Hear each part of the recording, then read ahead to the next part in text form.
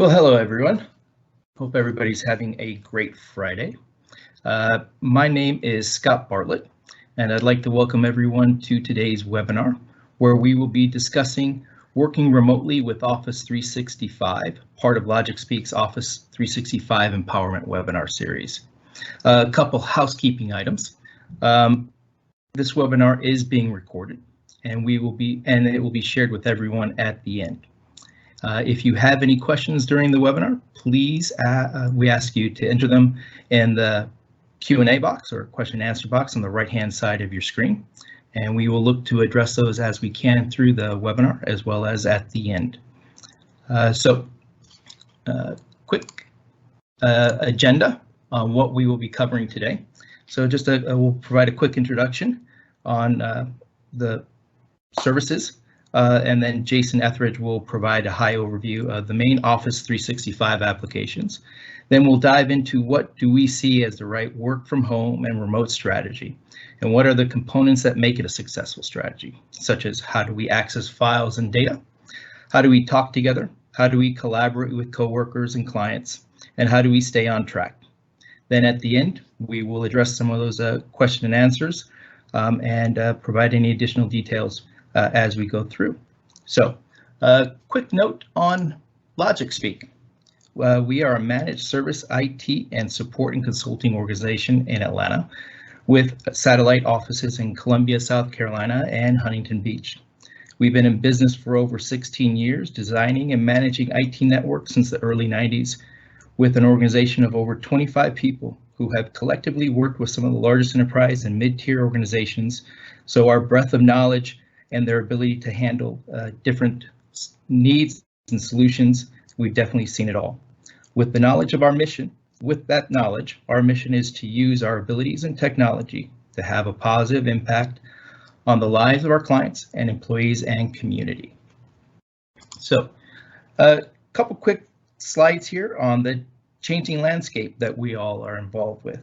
It's all sort of started with users working on twice as many teams, now having an increase in their collaboration with multiple parties who are both internal to the organization, external as clients and partners and contractors, and everyone is in different time zones. Additionally, the team is comprised of users with different skill sets and preferences and abilities, which all have the mold. You all have the mold to be a productive team. Unfortunately, employee engagement for most organizations is sometimes around 15%. But those organizations that can adapt and manage the new landscape have higher profitability and improved engagement with their workforce by over 70%. And part of this changing landscape, of course, has to do with the changing workforce, the increase of millennials into our environment, that love being with their devices wherever they go and love to chat, text, engage, and collaborate with their sphere of influencers, and therefore changing the way we have to manage and engage. And of course, as we move forward, Office 365 and a remote environment is a stronger necessity. So with that, as a quick backdrop, I will now hand it over to Jason, the president of LogicSpeak and technology enthusiast, who will provide some of our insights on a successful work remote strategy. Jason? Thanks so much, Scott. First, let me just start by thanking everyone for attending our webinar. We're super happy to have you, and hopefully this is helpful as you guys kind of get used to the new normal for a while of working remotely. Also, just a real quick thought about that, during this craziness, my hope is that as we're learning how to be efficient, how to continue to be productive with all of these distractions and working from home, that when we do finally come back to the office and things do go back to whatever the new normal is, that we'll take those lessons and take the technologies that we've learned how to use and that we've implemented, and we'll just continue to be efficient and productive and even more so. So that's kind of my hope. So I'll go ahead and share my screen, and we'll get right to it. Okay, let that refresh.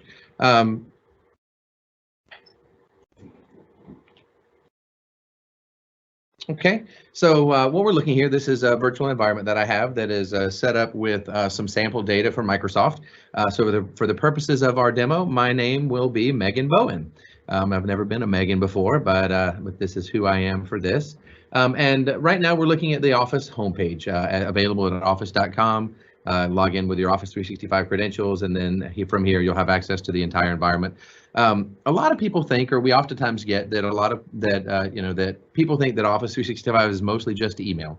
And while that used to be true, it started as Exchange hosting, and then Microsoft added SharePoint integrated with Exchange. And but in the last several years, Microsoft has been developing additional solutions, integrating additional solutions fast and furious to really provide a comprehensive platform where you can do almost your entire work for an office productivity worker inside of the Office 365 platform, and most of it actually from the web, from anywhere around the world. Which is great because, as we transition to working from home, if we're on Office 365, then from any computer that we have access to, we have access to all of our environments and all of our data. So moving right along, we talked about, Scott mentioned kind of the components of a good remote work strategy. Right now, obviously, we're talking about working from home, but in the future, you can work from anywhere, Starbucks, somewhere, Italy on a month-long vacation, whatever that might be.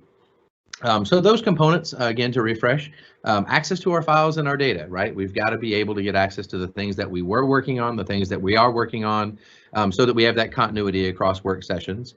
We need to be able to communicate and collaborate with each other. We need to be able to talk to our fellow employees, to have meetings. If we can't be around a conference room table together, we need to be able to have some sort of collaboration so that we can work through issues, develop content together, and then we need to be able to interact with our clients, our partners, and our vendors as well. We'll talk through some of those. Then, in terms of working remotely, since we're so disconnected, we need to make sure that things are on track. That the projects and the initiatives that we have in play are being completed on time, that our tasks are being completed, and that as we collaborate together, that we're moving things forward for projects, proposals, whatever that might look like in your business. And then finally, from a more personal perspective, how do I make sure that I know what I have to do and that I get it done? And so we'll talk about some solutions there as well. So the first thing I want to dive into is how do you access your files and your data working remotely? It used to be when we were in offices, we had some sort of server, we had a network shared drive, we had a desktop. So we walk into the office, we log in, we have access to all our files. But when we go home, we lose access to all those files. And so, what does that look like? So Microsoft's individual file sharing and access tool is called OneDrive.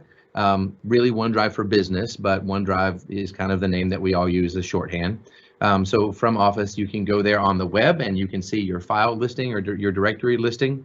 Microsoft does also provide, which I highly recommend, a sync application, also cutely called OneDrive, that is installed on your desktop that will give you access or synced access to your data on your computer.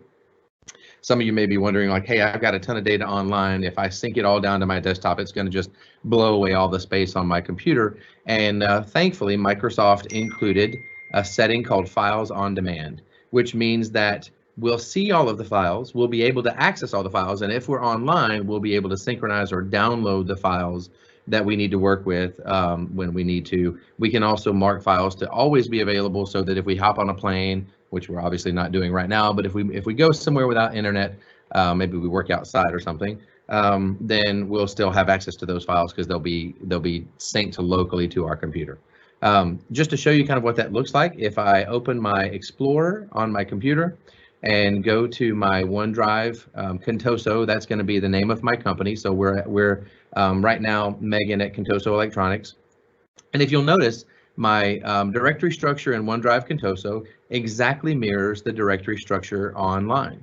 But I've got this little cloud icon here for status, which means that these files that have the cloud icon, they're actually not stored on my computer right now to save space. They're available when I double click them, and a file that I've already double clicked and opened, this employee health accounts Q3 that has the green checkbox, that means it's actually on my computer. So real quickly, if I've got customer data and I right click, then I can click always keep on this device, and then behind the scenes, you'll see that all of the files that I wanted to sync, and actually I think I picked them all, which I did not mean to do, but hey, that's okay. Look, we're getting everything synced down, so it'll be a lot quicker to access. So if I want to open up one of those files that's synced, then I can double click it. It's already local. It's going to open it up, and when I save it, it will be synchronized back to the server, or sorry, back to Office 365. We're not talking about servers here. So when I make a change, and I click save, notice it's saving. Okay, when I close, then you'll see the icon change to the little arrows back and forth, and then now it's synced back together. So if I do end up having too much synced on my computer, I can right click and free up space. And notice that then it all goes back to being available in the cloud. So I'm not ever stuck with having too much data or too little data on my computer. I can control that as I would like to. I'm going to do all this from the web now, just so you can see this. The experience is the same.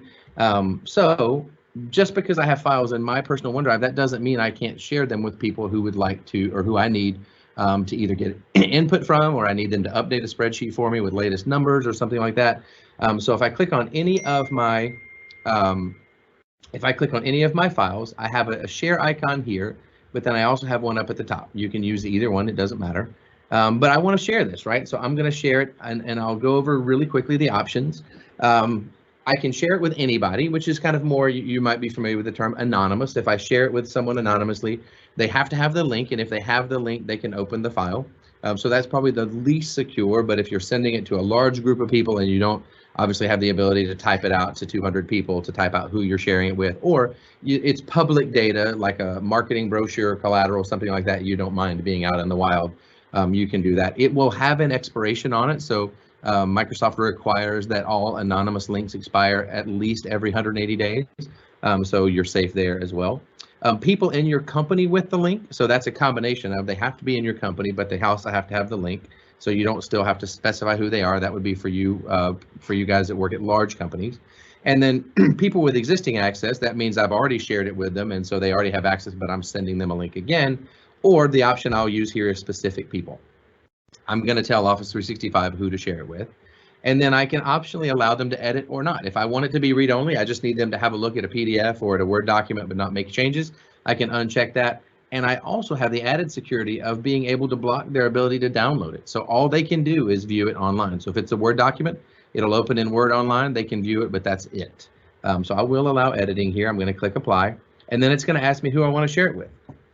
I'll type Alex, because Alex and I are working on these things together. And so I'll give it a note here, Alex, this is the annual report. Can you update with your changes? And then when I click send, he's going to get an invitation from Office 365. Now, if you notice, I just automated about 3 or 4 steps that we used to have to do manually. I would open up an email, type it to Alex, fill it out. I'd have to go and attach the file. So I'd go grab it from my hard drive, the CE annual report, and I'd attach it to him. And then Alex would save it down. He'd open it up, he would edit it, make some changes, and then what's he going to do? He's going to reply and send it back to me. Well, so now we've got 2 copies out in the wild. Well, what if Alex sends it to 2 or 3 people to make edits, and they all make their changes? Now we got 4, 5, 6, on and on it goes in terms of the number of copies we have in our email. And so this is a much better way and a much faster and more automated way. Alex is going to get a welcome, and then if you'll notice in Outlook here, I'll get a notification that the person successfully used it. So when Alex on the other side clicked on it, opened up the document, I'll know that he was able to open it, and I'll also know that he got it. And so he, if he tells me he's late because he never received it, I can call him out on that. Nice little side benefit. Going back here, let me show you one other thing about sharing. A lot of times we get the question, well, this is great to share within the company, but we work with partners or vendors, and so I'd love to be able to interact with them as well, but they're not in our Office 365. There are security settings around this. However, you also can share with external users as long as it's enabled. So we've got a patent template here that I'd like to share. So I'm going to go ahead and click share on that. And I could share it anonymously, but I would rather actually send it to a specific person so that I know that only they have access, because this is a patent template that's kind of important. And so I'm going to allow editing, and instead of typing someone in my organization, I'm actually going to type an email address. So So this will be my email address. And well, actually, let me use a different one so it'll go through the whole process. So if I type my Gmail address, then it's going to tell me that that person is outside of my organization. So that's great. That no problem. I know that they're outside my organization. Jason, this is the template you were asking about, right? And so when I send it to them, they're going to get an invitation. Or if I would rather put the link into my own email, then I could just copy the link, and it's still going to be for Jason, right? So it's a link specifically for him. And it's going to create a shareable link, and it's automatically going to copy it to my clipboard. And when I click a new email,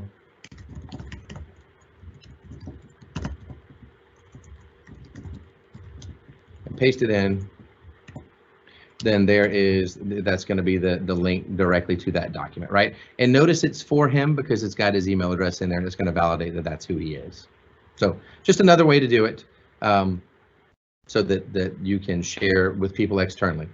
So we've talked about OneDrive for Business, which is our kind of individual file access. But what if we want to share things with our team of people? What if we've got a department of people, or we're rolling out a new product, or we've got a product launch and we've got a team of people for that? Microsoft has a solution for that as well, and that's called SharePoint. As you remember, I mentioned that before. And this is a SharePoint site that is dedicated to this Mark 8 project team. And so additionally, as we talked about, you do still have a document storage area for this project. And you can see here that there are files there as well. If you remember, I talked about the sync capability. If I click sync on any document library in SharePoint, it's going to prompt you to open that in your local OneDrive application that we talked about. And so if I go back here and I look at Contoso, that'll be the name of my company, everything that I've chosen to sync from around Office 365 will actually show up just like my personal data. So I can click on that, and you'll notice here again, there are my Office files, and here are the ones locally on my computer, and apparently before I chose to open campaign sales data. Same functionality applies. I can, as long as the site allows me, provides for me to share externally. That's a site setting. I could do that as well. I can share with other people on the team. If I'm an administrator or an owner of the team, I can add additional people to the team as well. So there are a lot of additional capabilities in SharePoint around being able to have a shared OneNote notebook, or wiki pages where we can type data, calendar, news events of things that have been going on, right? We're building the product, we're doing a pilot program. So, a lot of information here around the activities of the team that go far and above just sharing documents together. You can actually run your entire team inside of this SharePoint site. So another good resource there for sharing files and data as a team, as in SharePoint. So now let's transition. If you guys have any questions, just real quickly, if you do have any questions, go ahead and submit those in the Q&A. I did see a question real quickly that I'll go ahead and address. How do I know if all of the files, how do I know if I have all these features? If you have Office 365 Business Essentials all the way to Business Premium, all the way to Enterprise, you have all of the features that we'll talk about today, with the exception of one thing which we might talk about later. But I'll try to indicate if any of these would be restricted to certain permissions. But as it stands now, everything that we talk about from every Office 365 user has the capability to use. Okay, so next we're going to talk about communicating and collaborating. The app that Microsoft released, it replaces Skype for Business, is called Microsoft Teams, and it really is our hub of communication with our team, and then we'll talk a little bit later about externally as well. So you can see here that Megan is a member of, looks like 4 teams: retail, sales and marketing, digital initiative, public relations, and then this same Mark 8 project team that we've been using before. And that's not by accident. I wanted to show you the deep integration between Teams and the other areas of Office 365. So you'll see here that this is our Mark 8 project team, has the exact same membership as the SharePoint site I showed you before. And we can communicate via chat about, so this is just textual chatting about just general notes, a design. So any chats about the design of the product, And then you can see other channels. These are called channels, and so we can contextualize our conversations, and everyone can participate who is on that team in conversations, as well as memes, and you can upload documents and really kind of have a full experience from a chat session or a chat sharing as well. Additionally, across the top here, again, just to show you the integrated nature, if I click on files, then these files that are in this folder in SharePoint will also be available right inside of Teams. So if I go back to SharePoint real quickly and I go to Documents, and then I go into the General folder, then you'll see one document, which is Campaign Sales Data. And if I go back to Teams, that's the document here. So like I said, really tight integration between SharePoint and Office 365 and Teams. So that's textual chats, chat. I can chat with a whole team, or if I have other users in my organization that I'd like to chat with. And so here's Alex, right? Hey, Alex, did you get a chance to work on the end of year presentation? And so that's going to go just to Alex. And so I can chat with one or more people. So if I wanted to chat with Alex and Isaiah, then I would just do a new chat and add Alex and Isaiah. And so then I would be doing a chat with both of them. So you're not limited to just one user. Notice Alex is responding back here, so we can see that he's typing with the dots. And so then he should, he'll respond and let me know. There's some new features added to Teams recently. There's a new indication that someone has actually seen your post or your chat. So there we go. So he's working on it. He'll have the next draft ready, right? So that's great. If I had a question about did he include something in the end of year presentation, well, I could just click the phone icon here and make an audio call. We'll have an audio conference just with Alex, or if we were in the Alex and Isaiah chat, then I could, when I click the phone icon, it's going to try to call them both. And so we can have an impromptu, I'll even call it a meeting, an impromptu audio session where we're able to talk back and forth. So I've got my volume muted, so we actually won't hear Alex on the other side. But just to show you the process, I'm going to click to call Alex. When Alex accepts, or if he were to accept, then we would be able, yep, so he did accept, my speakers are muted, and so then we would be able to chat, and then I'll hang up here. Additionally, if you have a webcam, or sometimes when just hearing someone's voice or chatting is not good enough, you need to see their body language, or you want to have a video chat. If you click the little camera icon, then it would establish a video chat and turn on your webcam as well, so that you guys would be able to see each other, or see what you guys are doing. And then lastly, there are a lot of times when we're collaborating together, certainly when we are not in the same office, if we're all working remotely, that I might want to show you what I'm working on or share my screen. So that's the screen sharing option. So if I go to Alex and click screen share, then I get to pick what I'm sharing. So maybe it's just the SharePoint side I'm working on, or maybe there's something in my inbox, or maybe I have a Word document or Excel document open. I could share those directly. Or if I just want to share everything that I'm working on, I can pick screen one, and that's now going to present my whole screen. And so then I could open up an Excel document. I could open up a document here. So we'll open up the campaign sales data. And Alex will be able to see the data. If he wanted to actually make changes, then he could request it to have control. And so I could grant him control to actually start typing as well. So we could actually have a screen share that could replace things like GoToMyPC or WebEx or some of the other applications that a lot of companies use to be able to do the same technology. If you have Office 365 and you have Teams, which you do, then you would already be able to screen share or do audio and video conferencing without any additional utilities. So that's super nice, especially like I said, as we're all working remotely, to be able to do that without without the convenience of walking next door or having a meeting inside of a conference room. So I'll stop sharing that. So up until this point, we've been talking about chatting one-on-one or 1 to 2 or 3 people. But what if I want to do a meeting? So, when we were in the office, we would schedule a meeting for 10 o'clock or for 1 o'clock and all come in the conference room and, kind of talk through a design session and, or have our kind of management team meetings or things like that.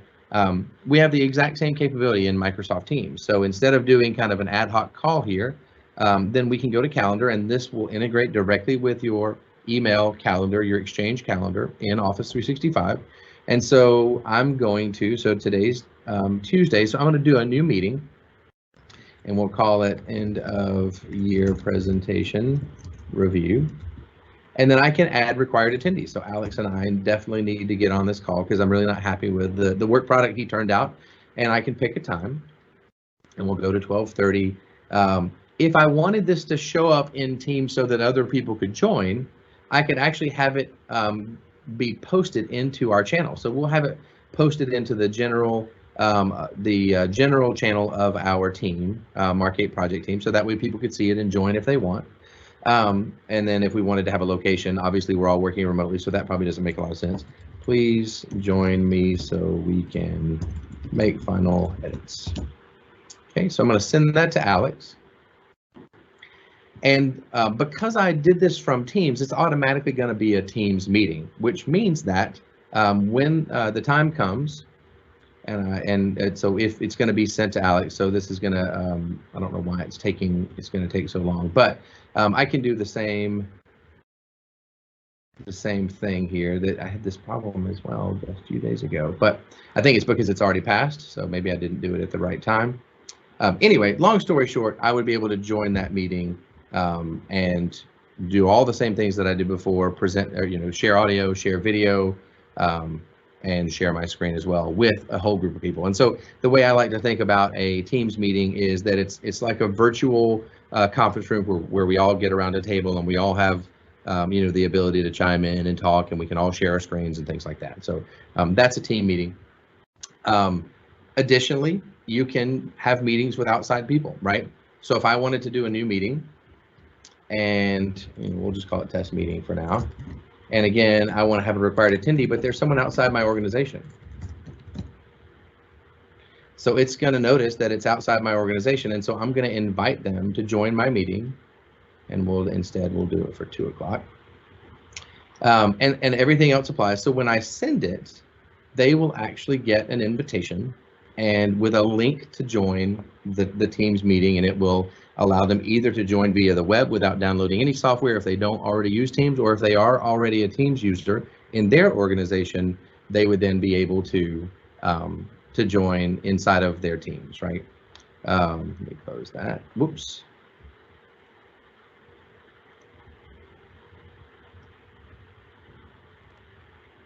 So then here is my meeting, and then if I'm ready to join, all I have to do is click join. Incidentally, if you are an Outlook for mobile user and you use it on your iOS or Android device, then you will have in your calendar a button for join for any event that is an online or a Teams meeting. So really nice, you'll get the reminder that will pop up to tell you that you have a meeting, and from right there, you'll be able to click join, which is super nice, right? Also, here is the message that Jason would have gotten. Notice that it has a phone number as well as a conference ID. If you have the audio conferencing add-on, this would be an additional license. I believe it's $4 a month, an additional license that would give them a phone number and a dial-in phone number and a PIN so that they could join from a phone. Otherwise, they would need to use a computer. But if you do regularly communicate via phone with either partners or customers or vendors outside of your organization, and you'd like to give them the option of dialing in via a plain phone number, that's an add-on that you could certainly add as well. Okay. So one other thing that while we're meeting that might be useful, that is a very underused part of Office 365 is Microsoft Whiteboard. When we're in a meeting and we have a whiteboard on the wall, then we can walk up there and design something, draw out some things, make a list of things really easily. Most people don't know that there is actually a whiteboard built into Office 365. You can share this whiteboard with other people. So if I click the plus here and I can share it I can create a link or invite by email, and that would allow me then to invite. And so I would open up Outlook and invite someone there. But you notice here I drew a rudimentary, you guys can see how bad my art is. I never did really well in art in school, but I did a little process diagram here, as well as while we're conducting the meeting, we could have a few checkbox of things, and we could check those things off, and really kind of anything you could do on a whiteboard you could do here, and everyone who was sharing the whiteboard would be seeing the changes and could interact directly with the whiteboard. So kind of a cool little utility that will allow you to act like you're in a conference room together while we're all working remote. Okay. One last thing I did want to show you. about Teams meetings is that if, in Outlook, if we go to the calendar and I want to do a new meeting like I normally would, then I can double click here. It's going to open up a new meeting. And if I invite attendees, then I can actually make this a Teams meeting right from inside of Outlook. And notice that it populates the message with the exact same information or details. So I could send that invitation from here. Whoops, that's the title. Okay, and so exactly the same functionality. I would still have the ability to join the meeting, everything that we just talked about, but I can do it without ever leaving Outlook. So if you're used to scheduling meetings and inside of Teams inside of Outlook, and you want to share it with people, you can do that as well. So we won't save that. Okay. Great. Okay, so the only remaining thing that we haven't talked about from a communication perspective is a special type of Teams meeting called a live event. And it'll be very difficult for us to demo that because we're actually in a live event right now. When we did this webinar, we actually are using Microsoft Teams to conduct a live event. And what a live event is, it's a one-to-many webinar style meeting that is exactly what you're on. It doesn't allow everyone to talk at the same time, right? If you had 100 or 1,000 people on a live event, you would very quickly not be able to keep up if everyone could talk. It gives you things like a Q&A, like we have here, where you can post questions. It gives you, some really kind of advanced presenter capabilities, so you can have a person kind of behind the scenes producing the event, and then your presenter who is going to show their video, their screen, things like that, can really just can just deliver the content really well. So that is a live event, different from I kind of equate a live event as a big, 1,000-person webinar or a webinar like this, versus a meeting is us all kind of sitting or standing around a conference room table. So that's the difference there. But as we all are working remotely, that might be something that instead of inviting people to an actual event, that I know Scott will talk about one we're doing here coming up, but inviting someone to a virtual event, the live event might be a really good capability. By default, it does record the webinar as we're doing here, and we will share that with you. So you will be able to record the event and then share it with your attendees as well. So we've kind of covered the landscape of communicating and collaborating with each other inside of Microsoft Teams. And so then the next thing that we talked about is how do we make sure that all of our initiatives are on track? We're all remotely. We don't have the big kind of whiteboard where we've got our whole series of tasks and their statuses, or the sticky notes, the big post-it notes on the wall that everyone can kind of come look at. So how do we do that virtually? Microsoft has an application built into Office 365, and it's called Planner. For those of you that are kind of heavy Microsoft project users, that kind of love your Gantt charts and your resource allocations and your resource scheduling, this will seem a little bit lighter than that. But most of us, if we're if we don't geek out over Microsoft Project, we'll probably find this maybe a little bit easier and more flexible. So if I click on my planner window here, you can see that I have a plan for my Mark 8 project rollout. So again, I'm keeping in the same team so that you can see all the features kind of integrated together. And so this is my plan. Notice that I have things right now grouped by person, but the default is to group by bucket. And so we can create buckets with various topics, our engineering tasks, our manufacturing tasks, things that we need to make sure we do for the launch, how are we going to market it, and we can just very quickly add new tasks. So contact technical writer for product information and collateral. Right, so we're going to do that, and then if I click on that, then we'll see that I can assign it to a person. So let's say, since I am on this, that I'm going to be the one doing that. So we'll find Megan. It's not currently started. It's super urgent, right, because we're about to go live. We want to start it today, and it's actually due, unfortunately, on Friday. So that's why we've got a really tight time frame. We can add some notes if we want. We could add some checklist items, ask Jill who their content writer is. We can add another one for get samples and make decision on writer, you know, and on it goes, right? And so we can have one or more checklist items. We can add file attachments, which will again be stored in SharePoint as well for our access. If we wanted those checklist items to be highlighted actually on, this is called a card, then they would. And then we can keep typing comments as well. Heard from the content writer, waiting on samples, and everyone who's on this would be able to get an update and see that I had indicated that there's an update, right? So really nice features there in terms of really quickly being able to lay out all the tasks by, you know, grouping them by bucket, and we can add new buckets, you know, if we want to. We can say post rollout support, right? We'll have some tasks around assigning some resources to help with the big influx of tickets for the rollout. If I wanted to see who's overwhelmed or who's busy and who's not, as you can see, Megan's got a lot of things on her plate, and it looks like a few people don't have a lot. And in fact, let me help Christy out here. So that one's complete. So Christy is pretty available. So, you know, in this functional spec, I'm going to go ahead and assign that to her. So we can just drag that over, and it's going to change the assignment from Megan over to Christy, and send her a note that she's got a new task that she needs to work on. So really easy way to kind of drag things around in a very visual interface. There also are mobile apps, iOS and Android, for you to be able to work on, right?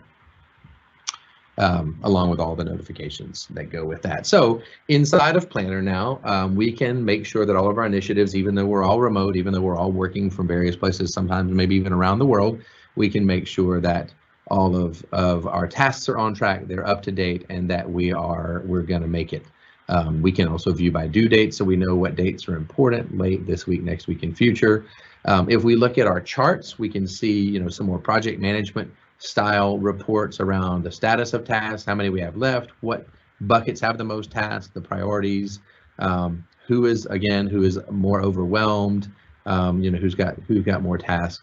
And then you can also see a schedule where you can look at a calendar with the dates from the various tasks inside of that. So a lot of really good capabilities here that you can use and not have to open up your Microsoft project, which is always a good thing for me.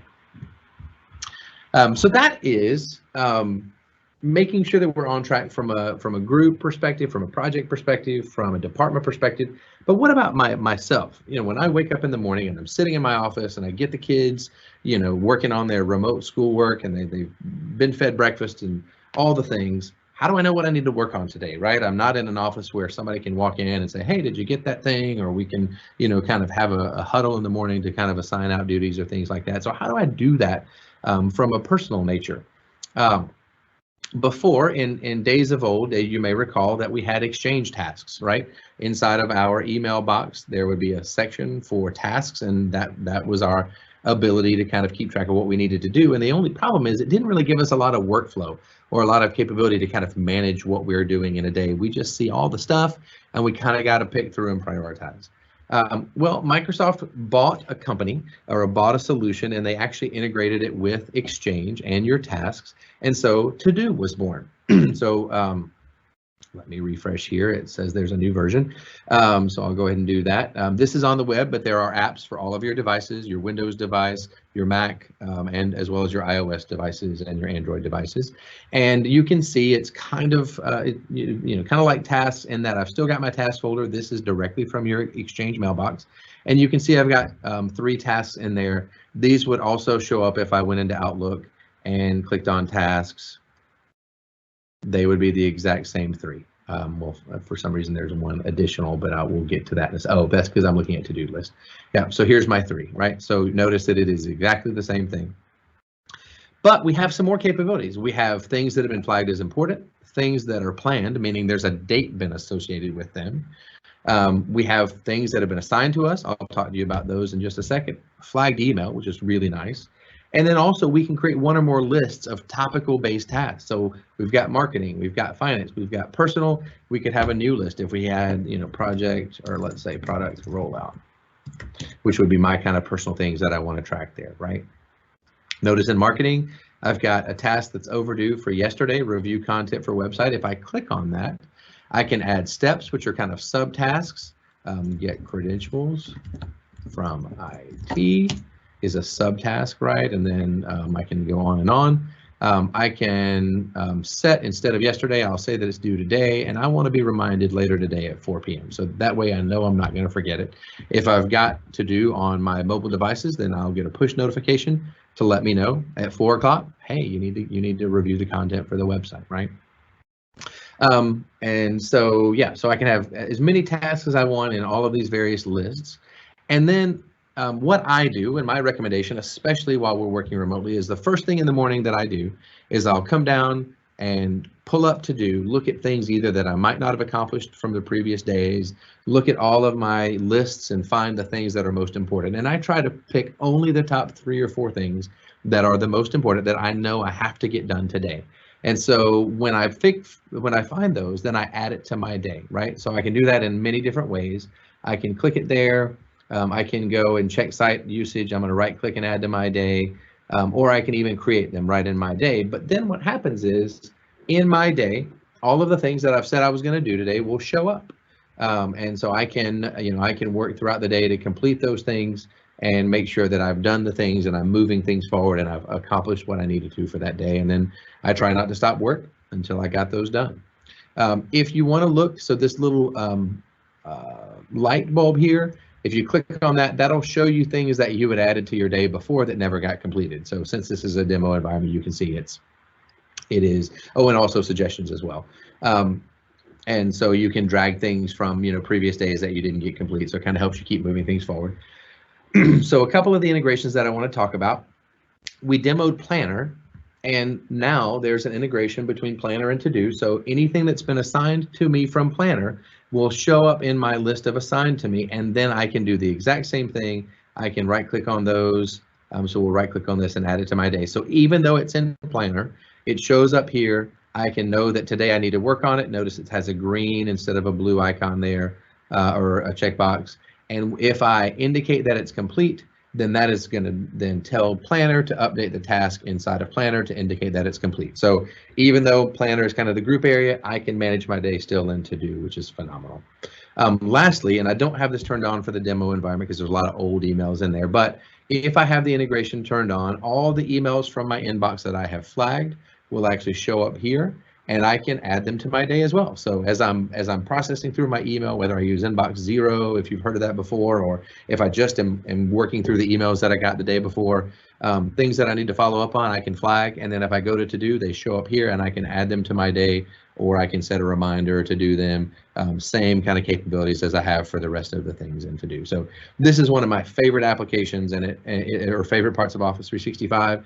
And it literally is how I manage how I get things done every single day. So that's kind of how I know what I have to do and how to get it done.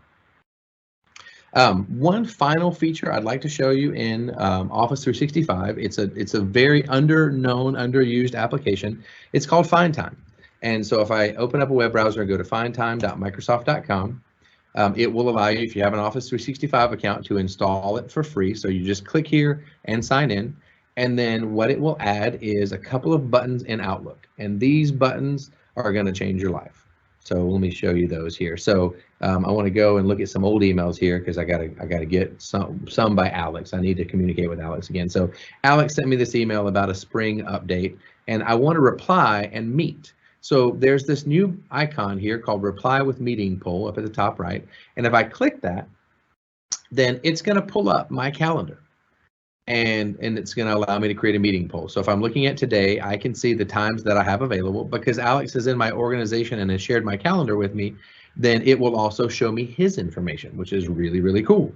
If I'm sending it to someone outside the company, then that visibility will not be there, obviously. You can see here other times I'm busy during these times. So Megan is busy, so we wouldn't want to pick those. But since I know we're both available, I'm going to pick 2:30. 3:30, and then I'll pick one tomorrow in case he is busy, and we'll do 9 o'clock. Okay, so then when I click next, I can enter a location, or if I indicate that it's a Teams meeting, then that means we're going to do an online meeting together. So working remotely, that's probably a good idea. And so there are the selected times. So I'm ready to insert to email, and you'll see it's going to open up a new message to Alex, and it's going to have this box added where Alex can click select options and he can vote on the times that we're going to meet. So I can say, hey, would you have time to review this together? have a look at my times below.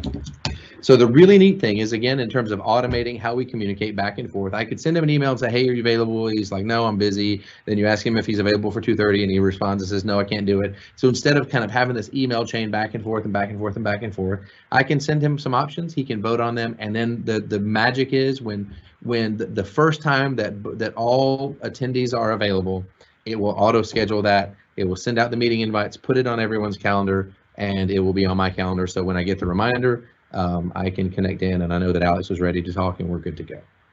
So pretty amazing free capability that almost nobody knows about. All right, so again, that was how to access our data remotely, how to communicate with each other and collaborate, how to make sure that things are still on track from a team perspective, and then making sure that we know what we have to do. And so that kind of concludes my demo. I'm gonna send it back to Scott. So Scott, if you'll share your screen again, I'll send it back to you, and we can proceed with the rest of the webinar. Thank you guys so much for your time. If you have questions about anything that I showed you, or you'd like to know anything, feel free to submit a question in the Q&A, and we'll be happy to take those as they come. Well, great, Jason. Thank you so much for that. And as he highlighted, if there are any additional questions that we can help address for you through what he's demonstrated here, please, again, put those into the chat window, and we will make sure and answer them. I do have one that was entered earlier, Jason, which was talking about, I guess, you were talking about sharing information from OneDrive or from SharePoint to external people, or even internal, I guess is the way the question was being phrased. But how do you control sensitivity of documents or information from not being getting into the wrong hands, be it it's HR information or it's pricing information that you don't want to really get out? What are some of the ways to help control that from a sharing perspective with OneDrive and SharePoint? That's a great question. Thanks, Scott. Yeah, so Microsoft, years and years ago with Windows XP, they took it under the chin for security. And so ever since then, they've been making it up to us. And security is built into Office 365, as well as the ability to protect your data. And so what that's actually called in terms of making sure that certain data doesn't get outside your company. So maybe that's your intellectual property, your financials, some things like that. It's called DLP, and that stands for Data Loss Prevention. And it is exactly what it is intended for, how to make sure that you don't lose data out into the wild. And so it's an administrative thing. So you'd have to work with our IT people to get this set up, but we can create tags around data and specify what can and can't be done with that information. As an example, if you guys are aware of PII, personally identifiable information, you can create a DLP policy that does not allow PII, personally identifiable information, from being shared externally with people outside your company. Some of you who have compliance needs, that can be a lifesaver to make sure that you're complying with the restriction on PII.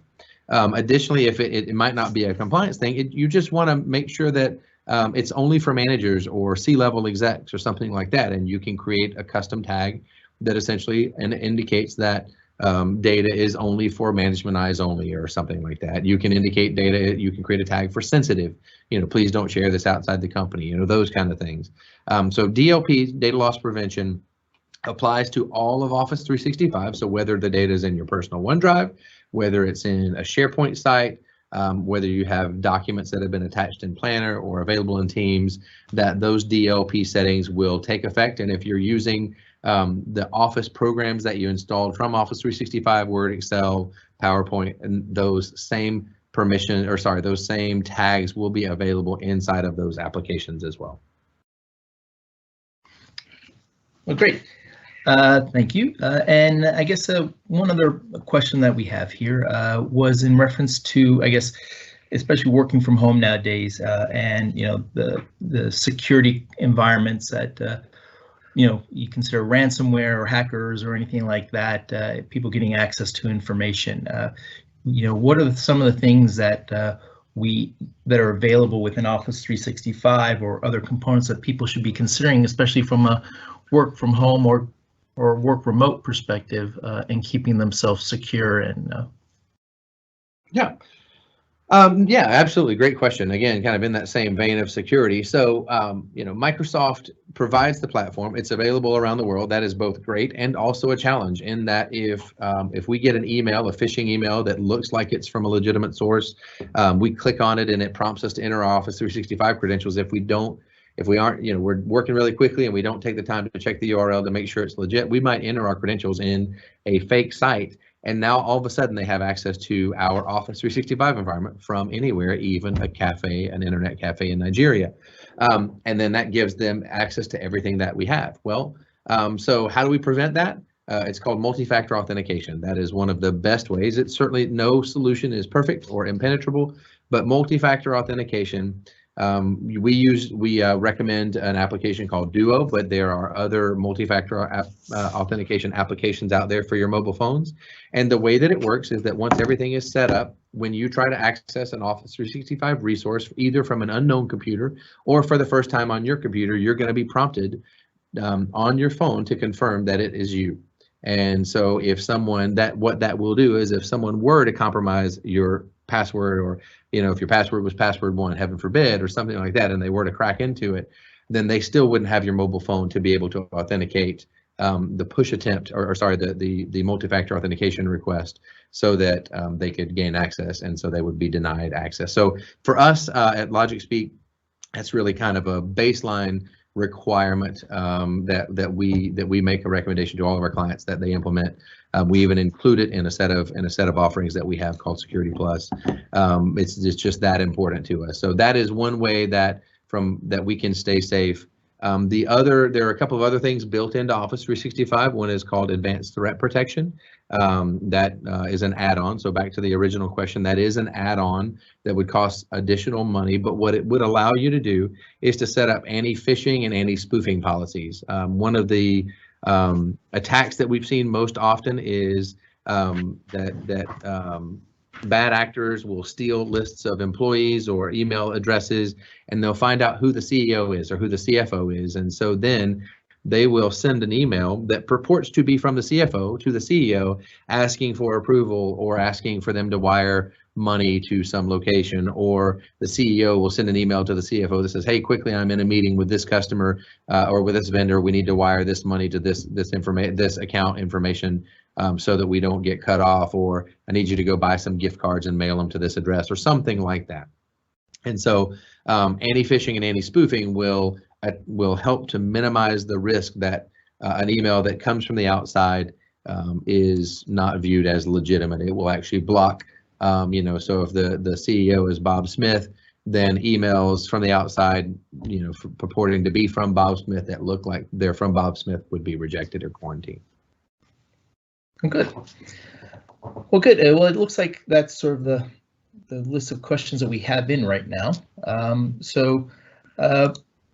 If there's anything else you guys have, anything else that might pop up as you start getting more engaged with using the remote functions or applications of Office 365, and would like some more information, or having some challenges with getting some of them running, please reach out to us at LogicSpeak. We'd be glad to talk to you about how to implement and get adoption throughout the organization if you're not using them today.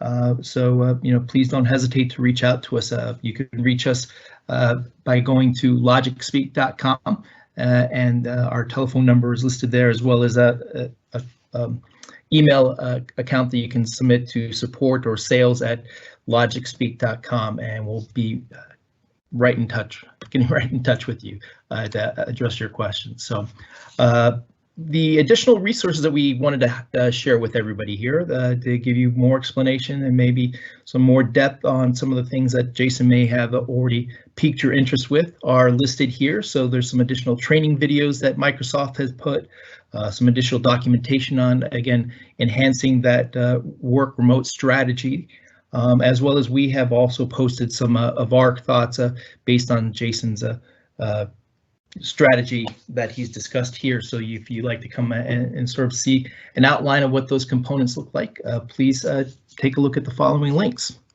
So one last thing, which was, I guess, somewhat timely from what you were talking about there, Jason, was we wanted to invite everybody to a cybersecurity webinar that we will be conducting on April the 15th.